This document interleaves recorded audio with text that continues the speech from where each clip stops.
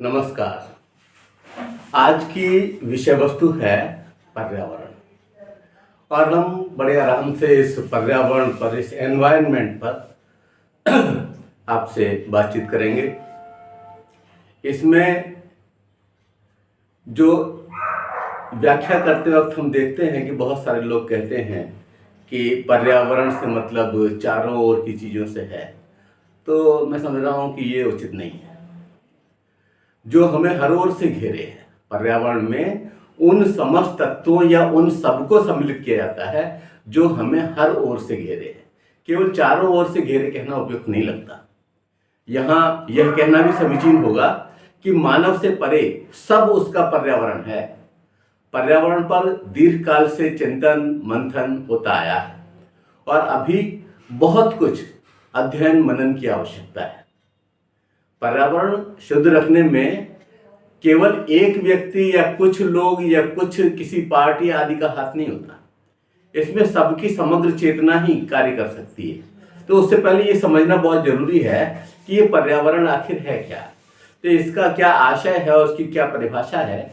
आइए थोड़ा सा इस पर विचार कर लेते हैं कि ये जो एनवायरनमेंट है, इस एनवायरनमेंट से आशय क्या है और इसकी परिभाषा क्या है। पर्यावरण मानव संचेतना का वह विशिष्ट शब्द जिसके प्रति मानवीय जिज्ञासा व रुचि दीर्घकाल से रही है और रहेगी भी। यह विविध आयामी है। इसी कारण बहुत सी परिभाषाएं एक या अधिक आयाम को तो अपने आप में समेटती हैं, लेकिन इसके सारे के सारे आयामों को समाहित करने वाली परिभाषा दृष्टिगत नहीं होती। और इसीलिए ज्ञान के प्रस्फुटन के साथ जो जो नए विषय समाहित होते जाते हैं और बहुत सारी चीजें इस पर्यावरण से जुड़ती चली जाती हैं। कभी इसे किसी खास विषय से युक्त रखा गया, लेकिन ये देखा गया कि इसका योगदान तो समस्त विषयों में ही है। समस्त विषय इसमें योग कर सकते हैं, पर्यावरण समृद्धि में, पर्यावरण संरक्षण में, और ये पर्यावरण उन सारे विषयों के साथ योग कर सकता है, उन सबके पल्लवन पुष्पन में योग कर सकता है। तो अब ये कहना कि भाई एक परिभाषा यह होगी, इससे अलग कोई परिभाषा हो नहीं सकती, यह भी उचित नहीं है। अब तक के ज्ञान के आधार पर जो परिभाषाएं बनी हैं उनमें से कुछ मैं आपके समक्ष रखता हूं। और एक है बोरिंग महोदय के अनुसार। बोरिंग महोदय कहते हैं कि एक व्यक्ति के पर्यावरण में वह सब कुछ सम्मिलित किया जाता है जो उसके जन्म से मृत्यु पर्यंत तक प्रभावित करता है। आप समझिए, इन्होंने एक व्यक्ति को ध्यान में रखते हुए सारी बात की, क्योंकि in the long run we are all die, इस तरह की बात नहीं है। एक एक व्यक्ति निबटता जाता है और उसके बाद और बाकी लोग रहते हैं और ये संसार इसी तरह चलता रहता है और पर्यावरण की स्थिति समय समय पर परिवर्तित होती रहती है। तो जो बोरिंग महोदय ने कहा कि एक व्यक्ति के पर्यावरण में वह सब कुछ सम्मिलित किया जा सकता है जो उसके जन्म से मृत्यु पर्यंत तक प्रभावित करता है। और बहुत ही सरल और सामान्य परिभाषा है, आसानी से समझ में आई होगी। इसका आंग्ल वर्जन भी सुन लीजिए। A person's environment consists of the sum total of the stimulation which he receives from his conception until his death। तो जन्म से लेके मृत्यु तक क्या प्रभावित कर रहा है? पर्यावरण प्रभावित कर रहा है, और पर्यावरण मानव को प्रभावित कर रहा है, मानव पर्यावरण को प्रभावित कर रहा है। यह भी समझने वाली बात है। एक और विचारक हुए हैं C.C. पार्क। इन्होंने 1980 में कहा कि मनुष्य एक विशेष स्थान पर विशेष समय पर जिन संपूर्ण परिस्थितियों से घिरा हुआ रहता है उसे पर्यावरण कहा जाता है। आप देखिए, इसको एक बार पुनः सुने, बहुत ही अच्छी लाइन है और समझने लायक है कि मनुष्य एक विशेष स्थान पर विशेष समय पर जिन संपूर्ण परिस्थितियों से घिरा हुआ है उसे पर्यावरण कहा जाता है। इसका मतलब कि एक मनुष्य की परिस्थिति अलग हो सकती है, दूसरे की अलग हो सकती है। तो एक के लिए पर्यावरण अलग और दूसरे के लिए पर्यावरण अलग हो सकता है। आप भी समझिए। और इसका आंग्ल वर्जन सुनिए कि environment refers of the sum total of conditions which surround man eight A given point is space and time. तो ये बहुत ही गंभीर और बहुत ही महत्वपूर्ण परिभाषा है कि आप एक ही परिक्षेत्र में रहने वाले, एक ही शहर में रहने वालों के लिए पर्यावरण भिन्न हो सकता है, उसकी परिस्थितियां भिन्न हो सकती हैं। और इस वजह से दोनों के लिए वह एक ही चीज अलग अलग तरह की दिख सकती है। अब हम बात करते हैं पर्यावरण संरक्षण अधिनियम 1986 के अनुसार। उन्होंने क्या कहा, इस पर्यावरण संरक्षण अधिनियम के अनुसार 1986 वाले के, कि पर्यावरण में वायु, जल, भूमि, मानवीय प्राणी, अन्य जीव जंतु, पौधे, सूक्ष्म जीवाणु और उनके मध्य विद्यमान अंतर संबंध सम्मिलित हैं। आप देखिए बहुत सारी बातों को इन्होंने समाहित किया। इन्होंने कहा कि वायु, जल, भूमि, मानवीय प्राणी, अन्य जीव जंतु, पौधे, सूक्ष्म जीवाणु और उनके मध्य विद्यमान अंतर संबंध सब कुछ शामिल है उस पर्यावरण में। ये आप अभी एक आवाज सुनी आपने एक पिल्ले की, कुत्ते की, तो ये क्या है, ये पर्यावरण में इस क्षण विशेष पर ये उपलब्ध है। हो सकता है कि आगे ये न भौंके, और इसका प्रभाव कहीं इम्पैक्ट किस चीज पे आ रहा है तो वो आ भी सकता है, वो हो सकता है कि आने वाली वीडियो में ना आए। तो कहने का मतलब ये है कि बहुत सारी चीजें होती हैं जो पर्यावरण में वो एट दैट टाइम इफेक्ट करती हैं। इसका जो पर्यावरण संरक्षण अधिनियम 1986 की जो परिभाषा आपको दी थी, इसका एंग्लो वर्जन समझिए कि environment includes air, water, land, human beings, other living beings, plants, microorganism and the inter relationships existing between them. ये सारा का सारा समाहित करना जो है यह पर्यावरण के तहत ही आता है। एक और विचारक हुए हैं, बहुत ही फेमस रहे हैं, एजी टेंसले महोदय। वो क्या कहते हैं, उनकी बात सुन लीजिए कि प्रभावकारी दशाओं का वह संपूर्ण योग जिसमें जीवधारी निवास करते हैं पर्यावरण कहलाता है। बहुत सरल परिभाषा है, एक बार और सुनकर के मैं समझ रहा हूँ पूरी स्पष्ट हो जाएगी कि प्रभावकारी दशाओं का वह संपूर्ण योग जिसमें जीवधारी निवास करते हैं पर्यावरण कहलाता है। इसका आंग्ल version, it is the sum total of effective conditions in which organism live. Live भी आप इसको उच्चारण कर सकते हैं। तो आप ये देखिए कि अभी हमने कुछ विचारकों की परिभाषाएं दी। ये अलग अलग बहुत सारी परिभाषाओं का अगर हम विश्लेषण करें और जो परिभाषा हमने नहीं दी है उन परिभाषाओं को भी अध्ययन के आधार पर विश्लेषण में शामिल कर लिया जाए तो ये कहा जा सकता है कि पर्यावरण में मानव जीवन के प्राकृतिक, सामाजिक, कृत्रिम कारकों का योग है। पर्यावरण जो है क्या है, मानव जीवन के प्राकृतिक, सामाजिक, कृत्रिम कारकों का योग है।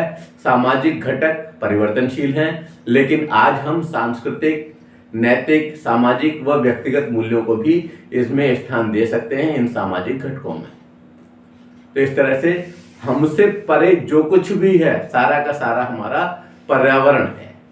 केवल चारों ओर कहना ठीक नहीं है। तो आइए, यह तो हमारे समझ में आ गया कि पर्यावरण क्या है। बड़ा साफ है कि हमसे परे जो कुछ भी है जो हमें प्रभावित कर रहा है वो सारा का सारा हमारा पर्यावरण है। अगली बात कि पर्यावरण का क्षेत्र, स्कोप जो आपके पाठ्यक्रम में दिया हुआ है कि स्कोप ऑफ एनवायरनमेंट, तो स्कोप ऑफ एनवायरनमेंट क्या है, पर्यावरण का क्षेत्र क्या है। पर्यावरण के क्षेत्र का अध्ययन करने में दिक्कत यह है कि आखिर छोड़ा क्या जाए। जब हमसे बाहर का सारा पर्यावरण हो गया तो हम किसको छोड़ सकते हैं। सभी तो समाहित करने के योग्य हैं, लेकिन फिर भी पर्यावरण के उस क्षेत्र को स्पष्ट करने के लिए कुछ बिंदुओं के आधार पर हम उसकी विवेचना करते हैं। वो कुछ बिंदु आपके सामने द्रष्टव्य हैं, आप इन्हें सुने समझें। पहली बात कि पर्यावरण शिक्षा, ये पर्यावरण के क्षेत्र में ही है। पर्यावरण का क्षेत्र है कि जो पर्यावरणीय शिक्षा वो सारी की सारी पर्यावरण से जुड़ी हुई है, एनवायरमेंटल एजुकेशन।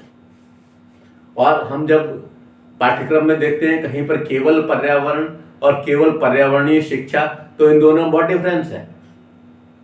पर्यावरण एक बहुत बड़ी टर्म है और पर्यावरण में शिक्षा का सहारा ये एक छोटा क्षेत्र है, लेकिन पर्यावरणीय शिक्षा जो है इसी के क्षेत्र के तहत आती है और पर्यावरणीय शिक्षा परम आवश्यक है। लोग सचेत रह सकें, लोग समझ सकें कि पर्यावरण क्या है, लोग ये समझ सकें कि हमारे और इसके किस तरह के रिश्ते हैं, लोग ये समझ सकें कि सह अस्तित्व होता क्या है, यह समझ सकें कि पर्यावरण में किन किन चीज़ों का योगदान होता है। और इसकी उन्नति के लिए पर्यावरणीय शिक्षा की बहुत अधिक आवश्यकता है। ये इसका क्षेत्र है।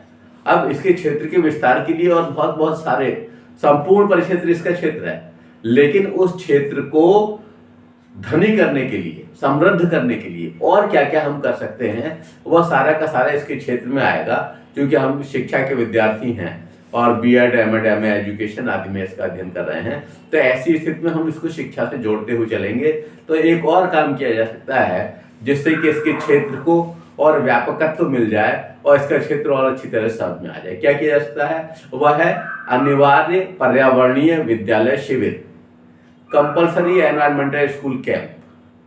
हम पर्यावरण से परिचय के लिए ऐसे स्कूल कैंप लगाएं और ऐसे स्थलों पर लगाएं जिससे कि विद्यार्थी समझ सकें कि पर्यावरण किस किस तरह का होता है। वो जहाँ पर बंद कमरों में रहते हैं, एसी रूम्स में, क्या वही पर्यावरण है, या जिनके यहाँ कुछ भी नहीं है और पसीने टपकते रहते हैं वह है पर्यावरण।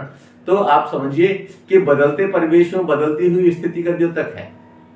और इन कैंप्स के माध्यम से हम उन बच्चों को उस परिक्षेत्र से जोड़ पाएंगे जो कि हमें एक साक्षात दर्शन कराएगा कि असली पर्यावरण तो ये है, बाकी तो सारा का सारा हम कृत्रिम बना लेते हैं।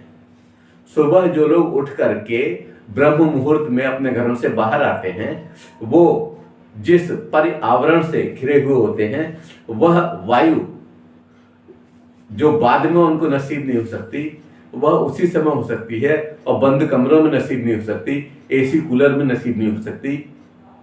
उस सब के लिए आवश्यक है कि सीधे सीधे साक्षात्कार किया जाए, और साक्षात्कार कराने के लिए यह इसके परिक्षेत्र में ही आएगा कि अनिवार्य पर्यावरणीय विद्यालय शिविर लगाए जाएं और इसके क्षेत्र से वाकिफ कराया जाए। इसके क्षेत्र को समझने के लिए और इसके क्षेत्र के तहत अध्ययन हेतु एक और बिंदु लिया जाता है, तत्संबंधी शिक्षण विधियां। शिक्षण विधियां केवल लेक्चर मेथड ना हो, केवल बंद कमरे में न पढ़ाया जाए। अगर हम पर्यावरण की शिक्षा देने जा रहे हैं तो पर्यावरण का तो विस्तार बहुत अधिक है, और इसका विस्तार पाठ्यक्रम में करने के लिए हमें उससे संबंधित शिक्षण विधियों को और अधिक प्रश्रय देना चाहिए। जैसे भ्रमण के दौरान शिक्षा, जैसे उन परिक्षेत्रों में ले जाना जहां पर कि पर्यावरण तत्व तुलनात्मक रूप से बहुत श्रेष्ठ है, शुद्ध है। यह समझाने में सफल होना कि वहां पर जहां पर कि बहुत अधिक उद्योग हैं और वहां का पर्यावरण किस तरह का है, और वह परिक्षेत्र जो कि प्रकृति प्रदत्त है और जहां पर बहुत कम मानवीय दखल है वहां का किस तरह का है। अभी आपने कोरोना काल में पर्यावरण को देखा। कोरोना काल में जहाँ कोरोना हमें प्रभावित कर रहा था और बहुत सारे लोगों की मृत्यु हो रही थी, लेकिन वहां पर आपने इस वातावरण को देखा। वातावरण में ऐसा चेंज हुआ कि पूरा पर्यावरण चेंज हो गया और पर्यावरण में शुद्धता की बहुत सारे मिसाल मिलने लगी। एक और बात, स्थायी विकास, ये इसके क्षेत्र में है, पर्यावरण का क्षेत्र है कि ये स्थायी विकास के लिए प्रेरित करता है, सस्टेनेबल डेवलपमेंट। ऐसा नहीं कि जो अभी है कल नहीं होगा। अगर हम मान लीजिए बहुत सारे वृक्षों को लगा करके और वातावरण की शुद्धता का ध्यान दे रहे हैं, हम बहुत सारे नियमों का अनुपालन कर रहे हैं, हम अपने आप को मर्यादा में बांध रहे हैं, तो निश्चित रूप से उसका फायदा होना है और स्थायी विकास होगा। और अगर मान लीजिए हम उसके साथ छेड़छाड़ कर रहे हैं, हम समुद्र में बम विस्फोट कर रहे हैं, हम समुद्र की तलों को खसकने के लिए विवश कर रहे हैं, और तब तो फिर निश्चित रूप से सुनामी आएगी ही आएगी। और इसके बाद फिर पर्यावरण ध्वंस की इस तरह की घटनाएं होंगी जिसमें मानवीय प्रजाति को बहुत अधिक नुकसान होगा। तो स्थायी विकास के लिए ये इस परिक्षेत्र में, पर्यावरणीय परिक्षेत्र में पर्यावरण एनवायरमेंटल एजुकेशन की आवश्यकता है, और स्थायी विकास के लिए पर्यावरण से साक्षात्कार परम आवश्यक है। यह इसका परिक्षेत्र है।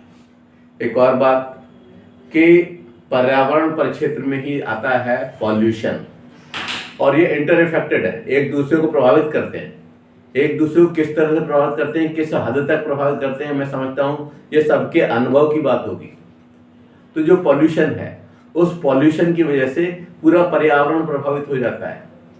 जो लोग शुगर फैक्ट्री जोन में रहते हैं और वहाँ पर बॉयलर्स को चलाने के लिए जिन चीज़ों का इस्तेमाल हो रहा है जो पारंपरिक हैं, तो आप देखते होंगे कि सुबह आंखों में काले, वो क्या नाम है, पूरे क्षेत्र में कुछ कुछ काले कण दिखाई पड़ते हैं।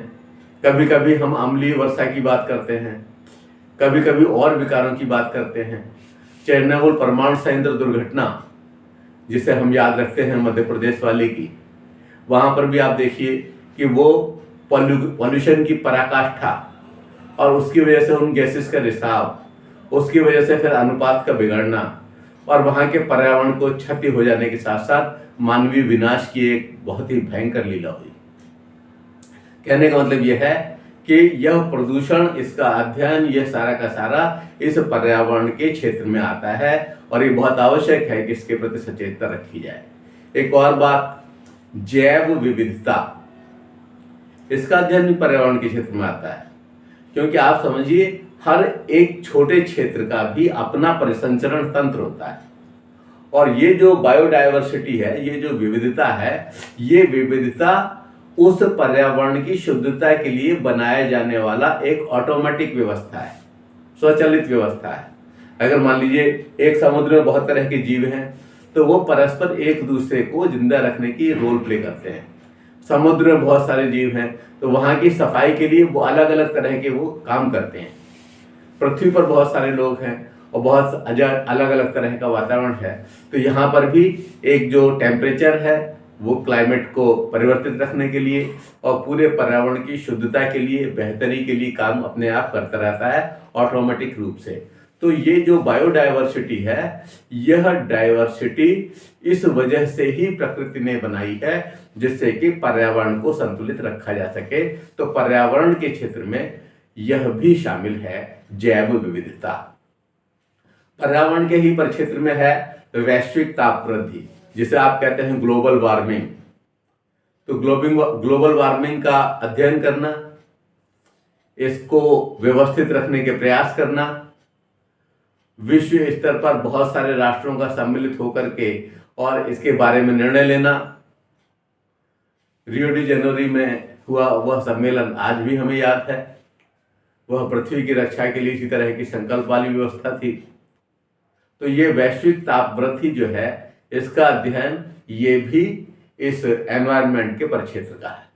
अगली बात, पर्यावरणीय जागरूकता, एनवायरमेंटल अवेयरनेस। तो इस पर्यावरण के प्रति जागरूक रहना, यह इस परिक्षेत्र का ऐसा महत्वपूर्ण कृत्य है कि अगर हम जागरूक नहीं हुए तो निश्चित रूप से वो अल्लामा इकबाल की जो लाइनें थी कि अगर जो है आप जागरूक नहीं हो गए तो ऐसी स्थिति में कि दास्तान तक न रहेगी तुम्हारी दास्तानों में, वो जो उनकी लाइन थी वह सिद्ध होते हुए देर नहीं लगेगी। तो ये बहुत आवश्यक है और ये इसके परिक्षेत्र का एक विशिष्ट विषय वस्तु है। अगली बात, जलवायु परिवर्तन, क्लाइमेट चेंज। इसका अध्ययन भी इसी के परिक्षेत्र में आता है, पर्यावरण के। जब हम पर्यावरण का अध्ययन करते हैं उसमें क्लाइमेट चेंज के इफेक्ट देखने लगते हैं और उससे पूरा का पूरा पर्यावरण प्रभावित होता है और कहना चाहिए कि दुष्प्रभावित होता है। जो जिस तरह की व्यवस्था है कि इसके बाद यह मौसम, इसके बाद यह मौसम आना चाहिए, उसी तरह से आना चाहिए। अगर मान लीजिए उसमें कहीं कोई परिवर्तन दिख रहा है, कहीं पर जिस तरह वर्षा होनी चाहिए वहां बारिश नहीं हो रही है, कहीं पर अति वर्षा हो रही है, यह सब क्या है? यह उस परिवर्तन का ही तो संकेत है। और इन सब का अध्ययन पर्यावरण के क्षेत्र में आता है और पर्यावरण को सही ढंग से समझने के लिए, जानने के लिए, बुझने के लिए परम आवश्यक है कि क्लाइमेट चेंज पर निगाह रखी जाए। एक और बात, पारिस्थितिकी तंत्र, इकोसिस्टम। इकोसिस्टम, नदी का इकोसिस्टम अलग है, समुद्र का इकोसिस्टम, पृथ्वी का इकोसिस्टम, हर जगह का इकोसिस्टम उसको पर्यावरण को व्यवस्थित बनाने में, संतुलित बनाने में रोल प्ले करने वाला एक बहुत ही महत्वपूर्ण कारक है। तो पर्यावरण या एनवायरनमेंट का अध्ययन करेंगे तो इसके क्षेत्र में यह भी शामिल है, यह इकोसिस्टम। तो इसका क्षेत्र बहुत बड़ा है और इस क्षेत्र का अगर हम सही ढंग से अध्ययन कर पाए तो ये बहुत बड़ी बात होगी। आज भी आप ये समझिए, हम कहें भले ही कि हमने बहुत अधिक जान लिया, बहुत अधिक समझ लिया है, लेकिन अभी भी हम बेसिक स्थिति में ही हैं। बहुत अधिक अध्ययन की आवश्यकता है और पर्यावरण का क्षेत्र छोटा मोटा नहीं, अत्यंत व्यापक है। आप समझिए कि हर चीज का इम्पैक्ट दिखाई पड़ता है पर्यावरण पर। इसका मतलब पर्यावरण से उसका सीधे सीधा रिश्ता है और जब वो रिश्ता है तो उसका अध्ययन उसके ही परिक्षेत्र में आएगा, पर्यावरण के परिक्षेत्र में आएगा। इस तरह से एक बिंदु है जनसंख्या वृद्धि। तो जनसंख्या की वृद्धि होने के साथ साथ बहुत सारी चीज़ों की आवश्यकता बढ़ जाती है, बहुत सारी चीज़ों की मांग बढ़ जाती है, बहुत सारा प्रोडक्शन अलग तरह से होना है और बहुत सारा वेस्टेज इनसे निकलता है। तो उन सबको खपाने के लिए व्यवस्थाएं होनी है और ये सारा का सारा इस पर्यावरण के क्षेत्र की ही अध्ययन की विषय वस्तु है। तो पर्यावरण के क्षेत्र में यह जनसंख्या वृद्धि भी शामिल होगी। एक और बात, जो डाइजेस्टर्स हैं, जो आपदाएं हैं, वह भी इसी के क्षेत्र में आएंगी। चाहे वह सुनामी जैसी प्राकृतिक आपदा हो, चाहे वह भोपाल गैस कांड की तरह से कृत्रिम आपदा हो, ये सारी की सारी आपदाएं अंततः पर्यावरण को प्रभावित करती हैं। और पर्यावरण को प्रभावित करती हैं, बेहतर प्रभावित नहीं कर रही, दुष्प्रभावित कर रही हैं आपदाएं। तो हमें अगर इसका मैनेजमेंट आता होगा, हमने पर्यावरण को सही ढंग से समझा होगा, तो हमारी समझ में ये आएगा कि अगर हम इस तरह की स्थिति बनाएंगे तो इस तरह का आपदा आ सकती है, तो उससे बचने की उपाय करें और कालांतर के लिए हम इस तरह की एक ठोस व्यवस्था करें जिससे कि पर्यावरण से छेड़छाड़ कम से कम हो और हमारी प्रगति भी निश्चित हो सके। ऐसा ना हो कि हमारे और प्रकृति के संबंधों में ह्रास आ जाए और हम पर्यावरण के साथ में उन संबंधों को भुला बैठे और पर्यावरण हमारा इतना अधिक विनाश कर दे कि हमें पुनः खड़े होने में बहुत लंबा समय लग जाए। इसलिए इस पर्यावरण के क्षेत्र में आने वाली इन आपदाओं का अध्ययन और इस आधार पर इंटर रिलेशनशिप को समझना भी बहुत आवश्यक है। एक पर्यावरण के ही क्षेत्र में आता है कि इस संपूर्ण व्यवस्था का, जो सारी व्यवस्थाएं चल रही हैं, जो पर्यावरण के संरक्षण के लिए चल रही हैं, जो उसके विकास के लिए चल रही हैं, जो बहुत सारी टीम्स वर्क कर रही हैं, जो बहुत सारे देश मिलकर के काम कर रहे हैं, जो बहुत सारे ग्रुप्स मिलकर काम कर रहे हैं, तो ये सारे के सारे लोग मूल्यांकन करें कि अब तक की जो व्यवस्था है क्या वो कारगर है, क्या उतने भर से काम चल जाएगा। आज जो जगह जगह हमने तालाब खत्म कर दिए, आज जगह जगह जो शहरों से निकलने वाला पानी है वो कहाँ जाए उसकी रास्ता ही खत्म कर दी, तो ऐसी स्थिति में तो स्टैग्नेशन प्रोसेस होगी और पूरा का पूरा पर्यावरण दुष्प्रभावित होगा। तो क्या यह आवश्यक नहीं है कि हम पृथ्वी का पानी पृथ्वी को लौटाएं? जो सारा का सारा पानी बह करके चला जाता है और विनाश हो जाता है उसको कम से कम अगर हम पृथ्वी तल तक भेज सकें, जो रूफ पर, हमारी छतों पर जो पानी बहता आता है वह पानी बर्बाद हो जाता है, वह सीधे पृथ्वी को दिया जा सके, इस तरह की व्यवस्थाएं बनाई जा सकती हैं। और बनाई तब जाएंगी जबकि हम मूल्यांकन करते हुए चलेंगे। और मूल्यांकन करना यह इसी परिक्षेत्र का है, यह एनवायरनमेंट का ही स्कोप है कि वह हमें विवश कर रहा है कि आप मूल्यांकन कीजिए वरना गड़बड़ हो जाएगी। इसी तरह से विविध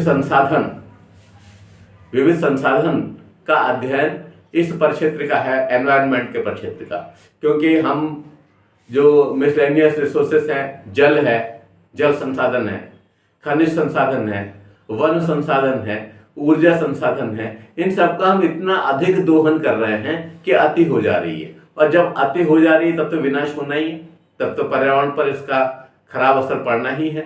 और पर्यावरण के परिक्षेत्र में ये आने वाली चीजें हैं, लेकिन अगर हम सचेत नहीं हुए समय रहते तो बहुत बड़ा विनाश हुआ और उससे फिर हम अपने आप को बचा नहीं पाएंगे, क्योंकि हम अपनी प्रगति में, अपनी समृद्धि में इस बात को पूरी तरह से भूल जा रहे हैं कि हाँ क्या क्या नुकसान वाली चीजें हो रही हैं।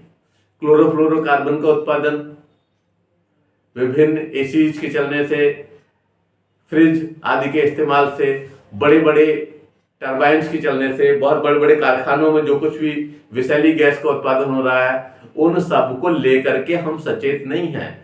हम खनिज का अंधाधुंध दोहन तो कर रहे हैं, लेकिन यह भी तो हमारी समझ में होना चाहिए कि यह दोहन इतना अधिक ना हो कि हमारे और प्रकृति के रिश्तों में खटास आ जाए और जिसका अंततः परिणाम पर्यावरण का विनाश हो। तो पर्यावरण के क्षेत्र हमें सचेत करते हैं, हमें दिशा देते हैं कि आप इन क्षेत्रों का अध्ययन कीजिए, ये सारा का सारा पर्यावरण के ही क्षेत्र में है।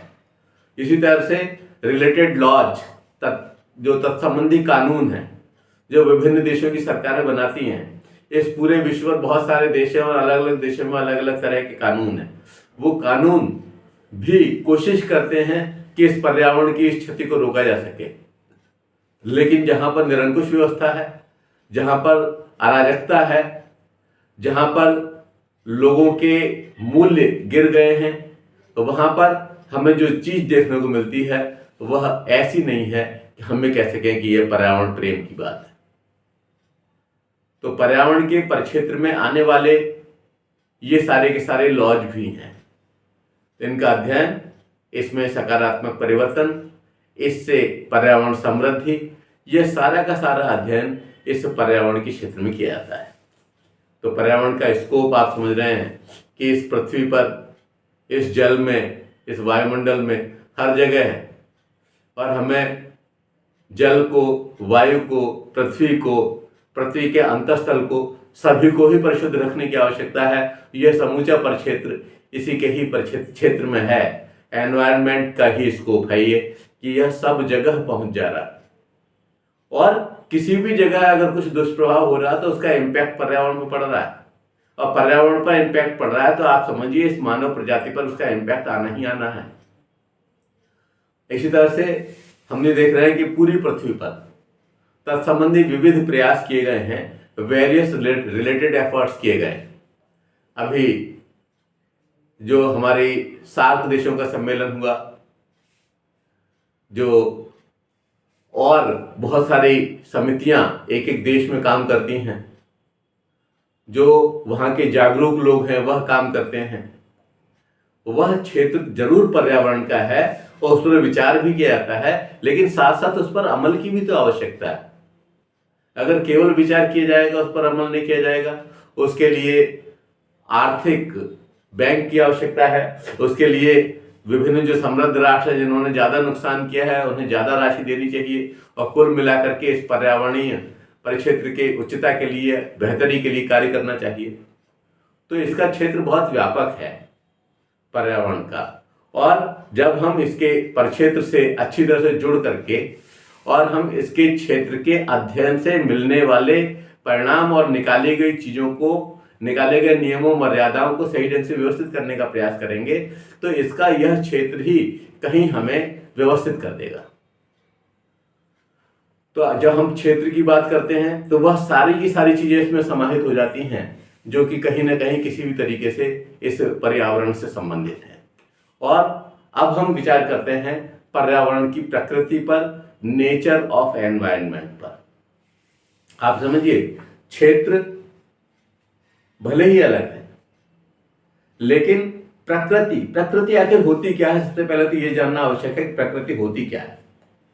प्रकृति, जैसे हम ये कहें कि वह व्यक्ति, उसकी प्रकृति दुष्ट है, वह बड़ी दयालु प्रकृति का है, वह बड़े सज्जन प्रकृति के है, ये सब है क्या?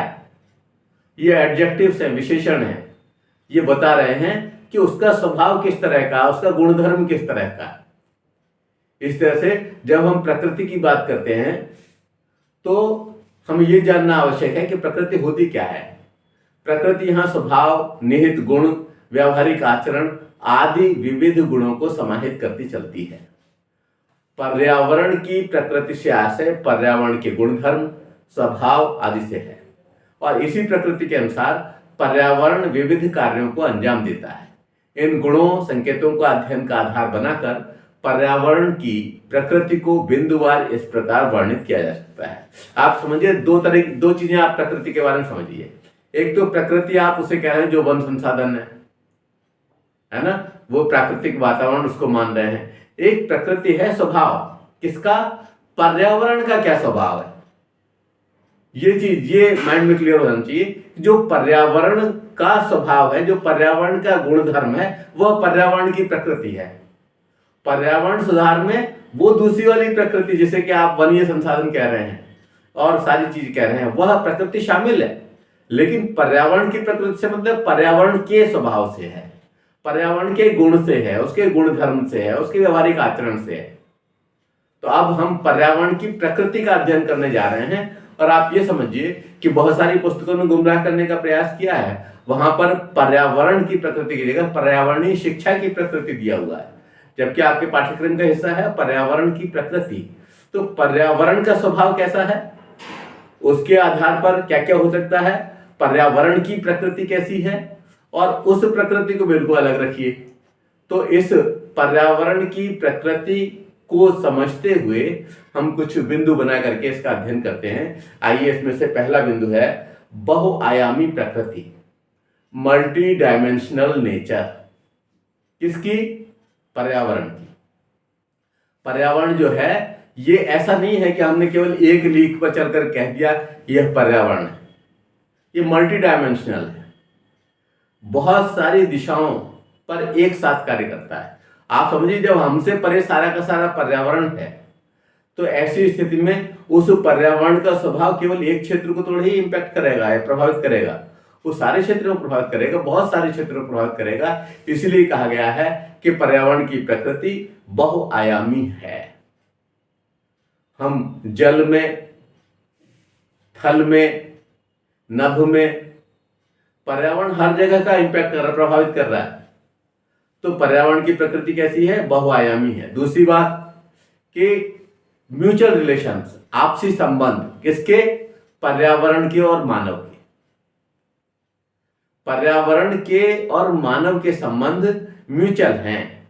ये पर्यावरण कह रहा है कि अगर आप हमें ठीक रखोगे तो हम आपको ठीक रखेंगे, आप हमारे अंदर जहर घोलोगे तो वो आपके अंदर जहर घोलेगा। एक का मतलब ये म्यूचुअल अंडरस्टैंडिंग है, आपसी संबंध है। पर्यावरण की प्रकृति है कि दुष्ट को दुष्ट जैसा प्रसाद और सज्जन को सज्जन जैसा प्रसाद की कोशिश करता है। लेकिन होता क्या है कि जब एक बहुत बड़ा ग्रुप कार्य कर रहा होता है, जब विकसित देश बहुत सारा जहर उगल रहे होते हैं, तो उसका इम्पैक्ट उन देशों के ऊपर भी पड़ता है जो कि इस पृथ्वी पर रह तो रहे हैं, लेकिन उन्होंने उस विनाश को न्योता नहीं दिया। तो इस तरह से उन लोगों का भी नुकसान हो जाता है। तो हमारे और पर्यावरण के संबंध, आपसी संबंध, यह भी इसकी प्रकृति के दायरे में आते हैं। दूसरी बात, भविष्य कथन में सक्षम, कैपेबल ऑफ प्रेडिक्टिंग फ्यूचर, कि भविष्य में क्या होने वाला है, भविष्य में किस तरह की घटनाएं घटने वाली हैं। अगर मान लीजिए आप समुद्र का अंधाधुंध दोहन करेंगे, समुद्र के अंदर बार बार विस्फोट करेंगे, तो ऐसी स्थिति में तो सुनामी आना स्वाभाविक ही है। यह तो प्रेडिक्शन किया जा सकता है कि आप अति कर रहे हैं तो अति करने का नुकसान उठाना पड़ेगा। तो ये जो है भविष्य कथन में सक्षम है पर्यावरण। पर्यावरण की प्रकृति है कि आप उसको ठोकर पर ठोकर मारते जाओगे तो अंततः वह फिर बर्दाश्त नहीं करेगी। बहुत लंबे समय तक संयम और धैर्य का परिचय दे सकता है पर्यावरण, लेकिन एक समय वह आपके साथ रिश्तों में खटास जो आएगी उसका परिणाम आपको देखने को मिलेगा। एक और बात, यह पर्यावरण हमें सजग करता है। प्रकृति से निकटता, वो कह रहा है कि हमारा नुकसान हो रहा है, कैसे बचेगा? आप प्रकृति से अच्छे संबंध बनाइए, मानव और प्रकृति के संबंधों में ह्रास न आए, ऐसे सारे के सारे कार्य कीजिए।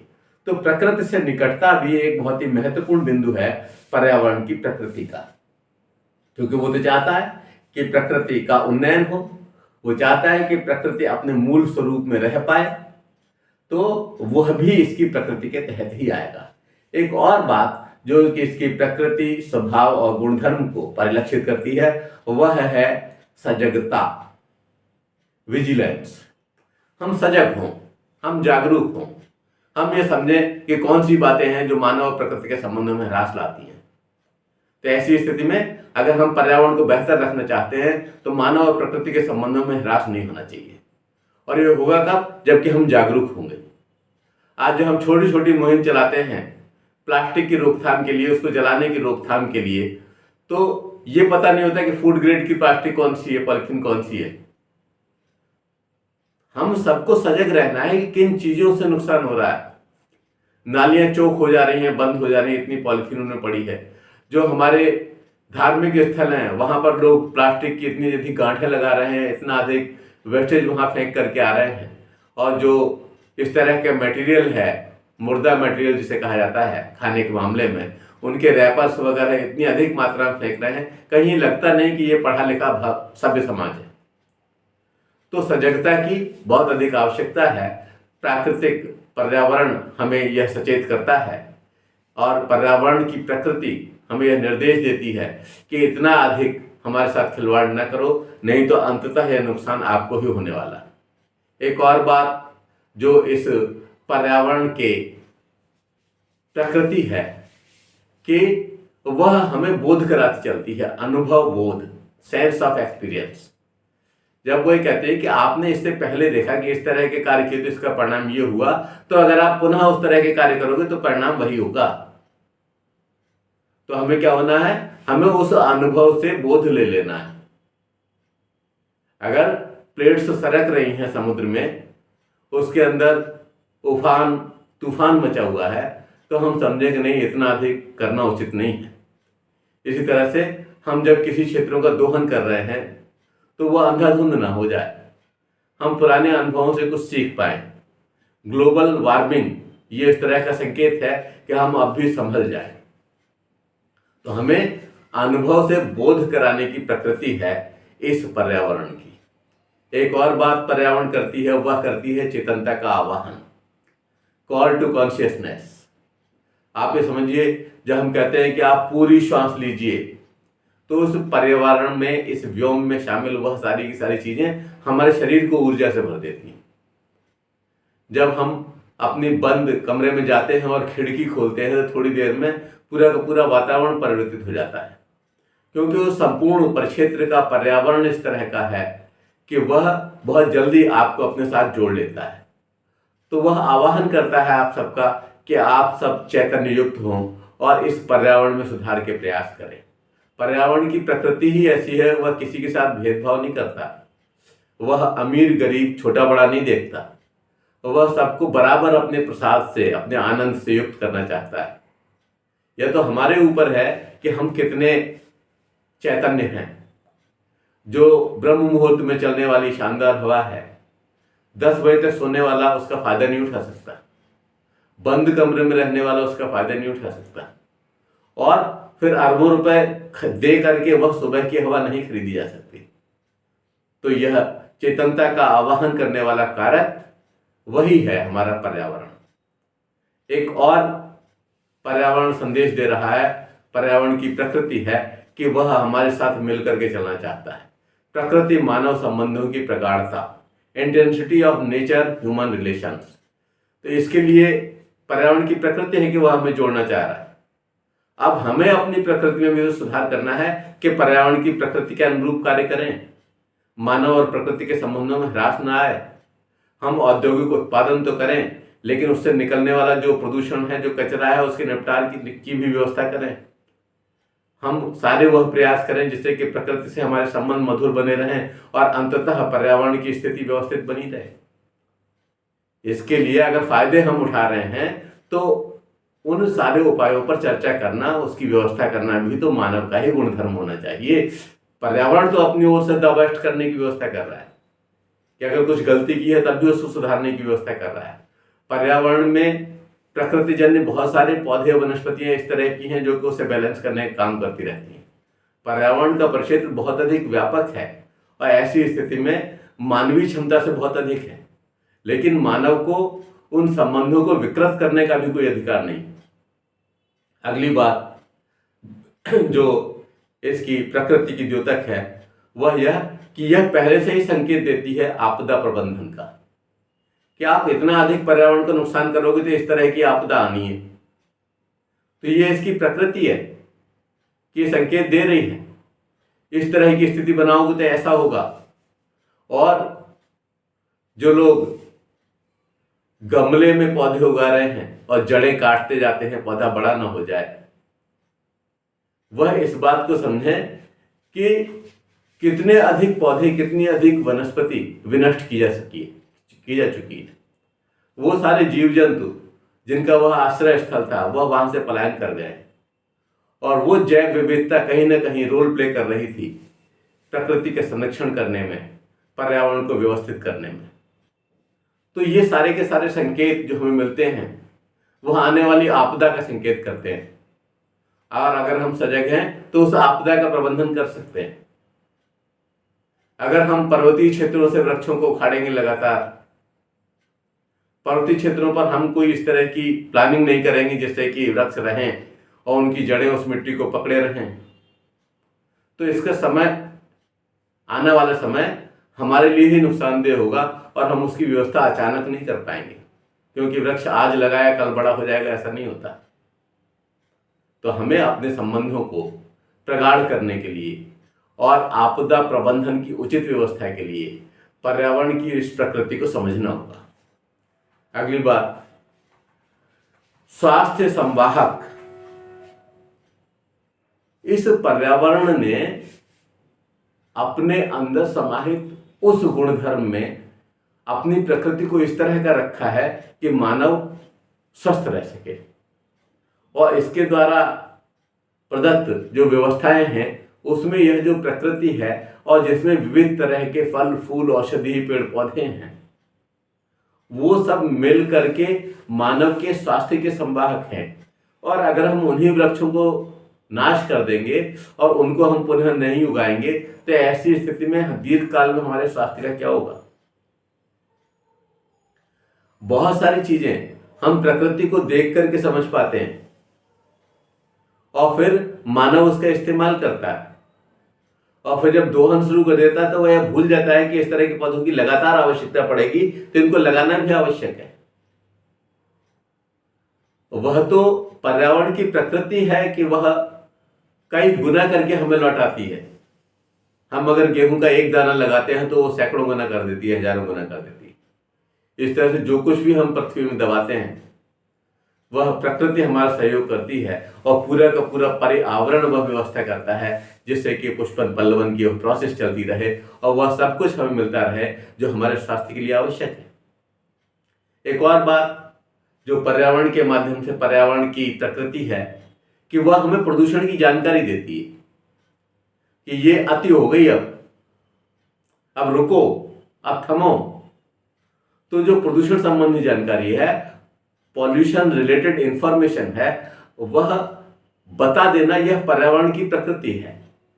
कभी वह सूखे के रूप में, कभी अतिवर्षा के रूप में, कभी ओलावृष्टि के रूप में, कभी अलग अलग तरीकों से हमें संकेत देती है, हमें बताती है कि यह प्रदूषण का नुकसान आपको हो रहा है।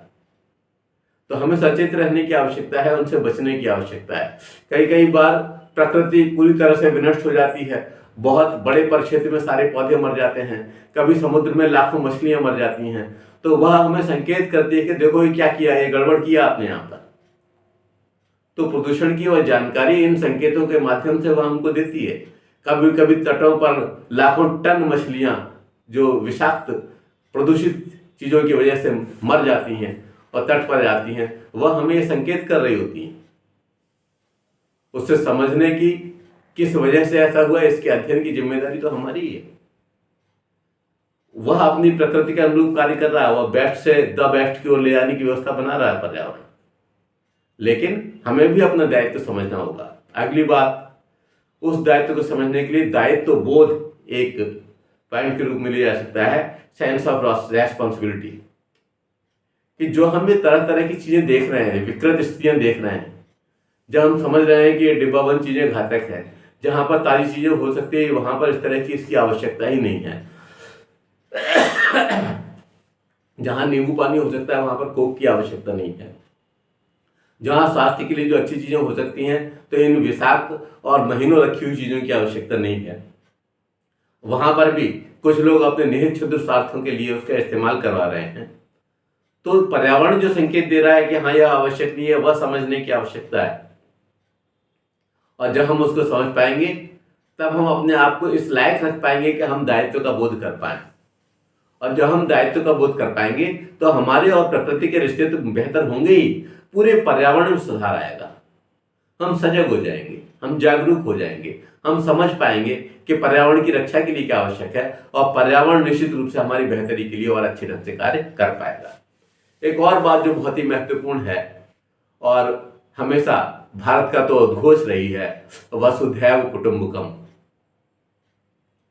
पूरा विश्व ही परिवार है, इसलिए जो उन्नत या विकसित राष्ट्र है उनका अंधा अनुकरण करने की आवश्यकता नहीं है। उन्होंने अपने दायित्व का निर्वहन नहीं किया है, उन्होंने जिन विषाक्त गैसों का सृजन किया है उससे नुकसान बहुत सारा हुआ है। लेकिन हम ये मान के चलें कि पूरा विश्व ही परिवार है, तो हमारे माध्यम से कोई ऐसा कार्य ना हो जो विश्व के किसी और देश जो कमजोर है, छोटा है, उसे भी कोई नुकसान ना हो। हमारे द्वारा सारे कार्य ऐसे हों जिससे कि पर्यावरण और उम्दा हो सके और बेहतर हो सके और अच्छा हो सके। और अगर हम इसमें रोल प्ले करेंगे तो निश्चित रूप से यह अनुकरणीय होगा अन्य राष्ट्रों के लिए भी।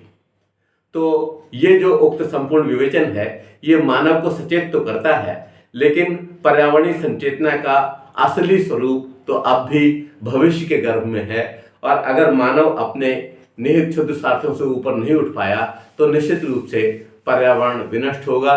और अगर समय रहते यह सचेत हो गया तो निश्चित रूप से पर्यावरण में जो परिवर्तन होंगे वो सकारात्मक परिवर्तन होंगे।